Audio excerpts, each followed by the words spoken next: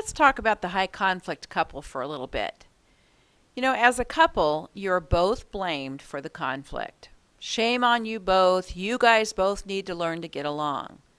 But researchers are finding that the truth is that these cases are most often driven by just one of the parents, usually the defective or high conflict parent, because of their own underlying fear, loss, anger, or revenge. Now, I have seen parents respond and drive the conflict. I've actually seen one parent go back and file for modification of child support after the thing just got calmed down and it blew up again. So you have to look at what's it going to cost in your life energy, what's it going to cost emotionally, what's it going to cost physically on your body, and what's it going to cost financially. What's the impact on your energy focused on the conflict rather on being with your children? I just talked to a father this last week. He wanted to get the child out of the private school and he wanted to modify child support. He said, well, I got to go back and do that. Now he's having enough trouble getting the divorce decree finalized. He's pushing to reduce the amount of child support he's paying. He doesn't think it's fair. Is he the high conflict personality? Well, he's describing she is. When I explained to him, well, let's see, let's go through the numbers.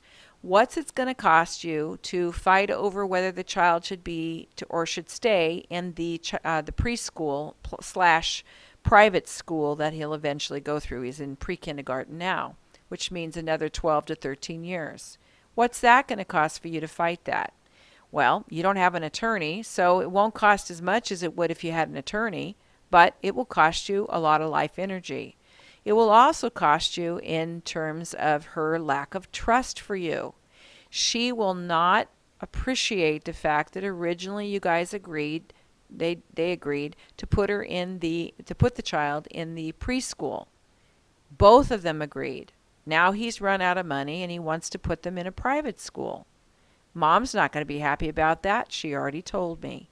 He wants to reduce entirely his child support obligation, and yet Mom has more time. She doesn't think that's fair. He thinks it's because she's been so difficult to work with. Now, I don't know which parent it is that's driving the conflict necessarily.